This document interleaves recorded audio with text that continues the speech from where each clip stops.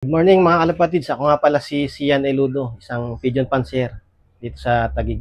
Yun, syempre bago ulit natin simulan tong video to, sir, maraming salamat po sa pag-unlock na mga pag-loop visit sa'yo. Salamat din. Actually, nung bata pa ako, mga 12 years old pa lang ata ako noon, nag-aalaga na ako na kalapati. Yung pa lang, mga fancy lang.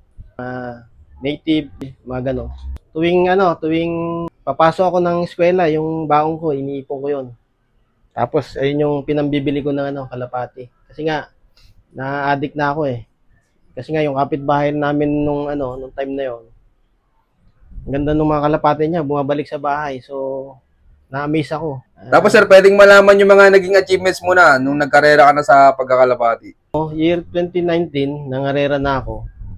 Una, gulong. Kasi nga, yung mga nabibili ko, mga halagang 500, mga gano'n, sa di kilalang pansier. Nung nainip na ako, gusto ko na manalo, napabili ko sa sa kilalang pansier. Nag-research ako sa Facebook. Ang una ko nga nabilan si Boss Romy Liwag. Napabili ko nung mga current landline niya, yung mga galing. Napabili ko ng dalawa. Buti, nag-PPM naman siya, sumasagot naman siya. Hindi ka nagulat sa presyo, sir? Di naman kasi kahit papaano may trabaho ko noon, nung time na yun. Hindi na ako nagulat kasi magaling na ibon yung gusto ko eh. Kaya siyempre, alam ko na sa sarili ko na pricey yung ibon. Yun, hindi naman ako binigo. Ang gagaling naman ng resulta. So nag-start ako 2019, year 2021 na may napanalo na ako na ibon. So ang galing ng ibon. Sumulusot sa sa Bagyo. Tapos yung ibon ko na yon, 3 beses kong kinarera. Ayun, siya. Una, nung nilaban ko yon sa PSU, yung pandemic 2019. Bali, Bagyo, yung time na yon, last lap. Siya lang yung umuwi na ibon. Kasi nga, so lakas ng ulan, tapos puro baha. So nanibago yung mga ibon. Kinabukasan, nung abangan na, na siya, speed ng 595. Cut off. Binaba kasi yung oras ng yung speed ng 600 eh. Binaba yung minimum. Oo, kasi binaba nga ng Gonzaga Cagayan. Yun, nung nag-cut off na, 595 na lang, biglang dumating. Akala ko, pasok pa siya. Akala ko, magkaklak pa. Yun pala, cut off na, 595. Kaya tinawag ko yung solo. Kasi nga, nagsulo siya nung umuwi.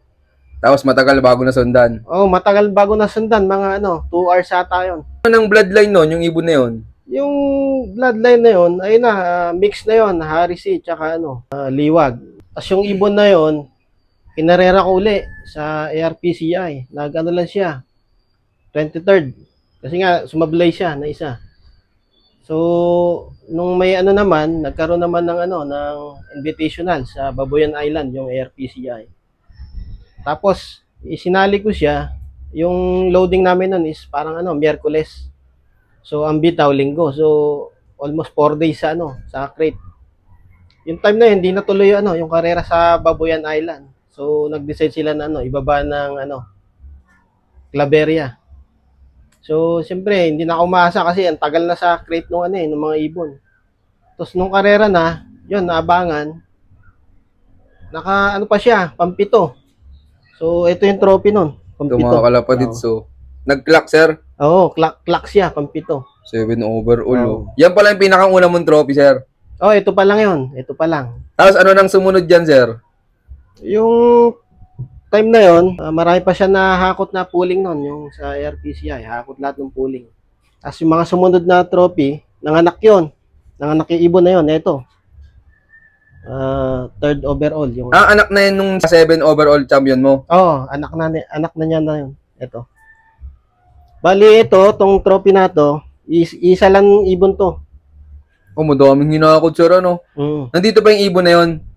Yun nga, yung ibon na yun, nilabang uli. Nawala. Yung 3rd overall. Pero nag-iwan siya ng sa akin, na anak. Andiyan yung mga anak niya sa akin. Tsaka magulang. Tsaka yung magulang. Ito nga yung magulang, si Solo. Yung tawagin ko. Yan. Sir, pwedeng makiting ibon mo yung si Solo? Sa taas. Yun, tara, samahan nyo kami. Let's go. Ito nga pala yung loop natin, yung munting loop natin, mga kalapatids. Ito, mga Tara, kalapatids. pasok kayo.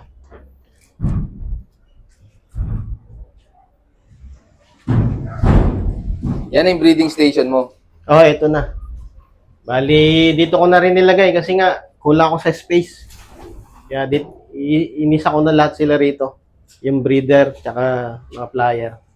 Nasaan dyan si Solo, sir? Solo, andun, sa stock loop ng hen, ayun. Ay, kuha mo nga, sir. Hen pala si Solo. Oh, hen yan, hen. Ito mga kalapatids yung flyers loop nyo. Kabilaan, sir, itong flyers loop mo? Oo. Oh, ayan. Ano yan? Hindi flyer yan. Ano yan? Stock. Kak naman. Oh, kak. Ito lang pala flyers niya, mga kalapatids. Sama na yung hen tsaka kak. Ito nga pala si Solo, mga kalapatids. Ang gandang ibon, mga kalapatids. Oh. Tsaka 3 beses na kinarera, sir, ng North. Oo. Naka na to. 5 times Cagayan. 3 Claveria. 2 Santa Ana. 1 Apari. Tapos 1 Gonzaga. Ayos. Tapos nung nag-7 overall champion, ginawa mo na siyang breeder. Doon ko na siya ginawang breeder. Kasi baka mawala pa eh. Nakontento na ako ron. Ako kasi, sir, hindi ako basta-basta nagbe-breed ng ng kalapati. I-insure ko na na may napatunayan na ibon. Kasi doon ako naggaling sa sa mga testing. So ngayon, sinisigurado ko na na may achievement yung ibon bago ko i-breed. Di naman ako binigo nung anak nito. Kasi unang breed ko rito, nag-third overall yung anak nito sa FPR. Anong mga nahakot nung ibon mo sa nanalo sa FPR? Year 2022 yun eh.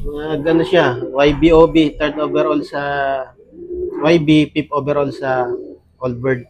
Ano yun, sir? Sa South? South yun, South. Tapos, sir, saan mo nilaro yung third overall champion mo nung nawala? Inilaro ko yun sa FPR din, sa nag-umabot ng Katbalogan. Hindi na umuwi, sayang nga eh. Pero ganun pa man, nandito pa rin yung nanay. Kaya malakas loob ni sir ilaro yung ibon niya kasi nandito yung magulang. Oo. Ito mga kalapatids, ang gandang ibon naman yun. Tsaka matalino din. Oo. Ibihira yung ibon na maganda, na mananalo. Usually, makikita mo yung mga ibon, ang papangit, di ba? Mga champion. Pero ito, maganda. Ito mga kalapatids. Ayun, yung balance na balance yung nyo. Yung katawan, tsaka yung pakpak. Matalino talaga to, matalino. Hindi siya yung tipo ng ibon na mabilis yung katawan pag kinakarera. Pag kinakarera ko to, ganito pa rin. Kung siya nilaban, ganun pa rin siya. Yung nagastos ko sa pagkakalapati, mga kalapatids, bali nabawi ko na sa mga panalo ko nung mga nakaraan. Laki kasi nung nung nahilig ako, laki rin nung mga nagastos ko.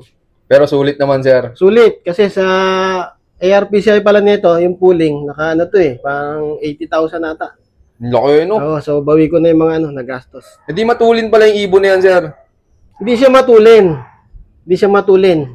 Ano lang siya, may diskarte sa pag-uwi. Hindi siya matulin eh, pero panduluhan siya. Makasama siya pagdulo.